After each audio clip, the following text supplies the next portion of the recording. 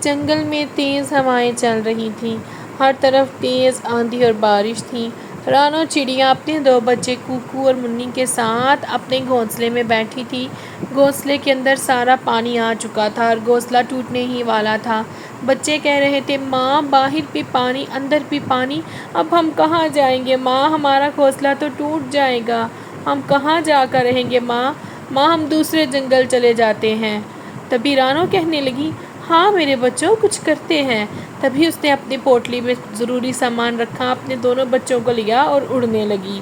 Cocoa اور گڑیا راستے میں کہنے لگے، ماں اتنی سردی ہو گئی ہے، بارش کی وجہ سے میں تھک گئی ہوں، میں مزید نہیں چل سکتی۔ تبھی رانو کہنے لگی، بس تھوڑی دیر اور میرے بچوں، ابھی ہم پہنچ جائیں گے۔ تبھی وہ جا کر ایک پیڑ کی ڈھالی پر بیٹھ گئے۔ وہاں پر ہریا طوطی اور ہریا طوطا بھی آ گئے اور باتیں کرنے لگے۔ صبح ہوئی تو جنگل صاف ہو گیا اور ہریا طوطا اس کو اپنے گھر لے گیا کیونکہ رانو کا گھونسلہ ٹوٹ چکا تھا۔ تبھی وہاں پر لالو طوطا بھی آ گیا۔ لالو طوطا آ کر کہنے لگا، ارے رانو، میں نے سنا ہے تمہارے پاس ایک انگوروں کا باغ ہے جس میں جادوئی انگور لگتے ہیں، تم رات کو وہاں کیوں نہیں گئی؟ رانو کہنے لگی، ارے وہ بہت دور ہے، وہاں جاتے جاتے کوکو اور گڑیا تھک جاتے۔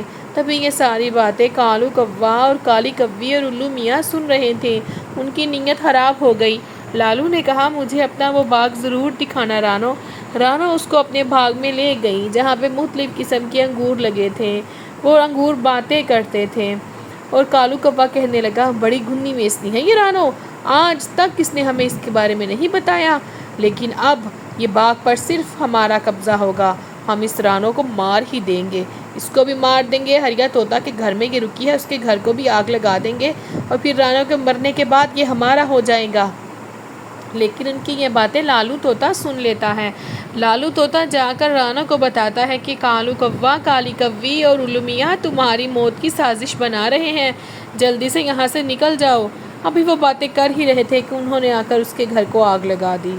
رانو کہنے لگی، چلو کوکو گڑیا بھاگو یہاں سے۔ ہریا کہنے لگا، ارے جلدی سے میرے انڈے سمیٹو اور نکلے یہاں سے چلیں۔ طوطی کہنے لگی، میں ایسے کیسے نکل جاؤں؟ لیکن وہ جلدی سے وہاں سے نکل گئے۔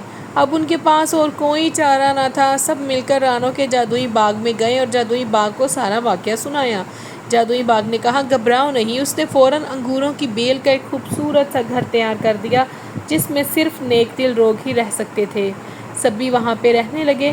کالو کوا اور کالی کوی جلن کے مارے باہر ہی مزید کالے ہو رہے تھے اور وہ جادوئی گھر میں نہیں جا سکتے تھے۔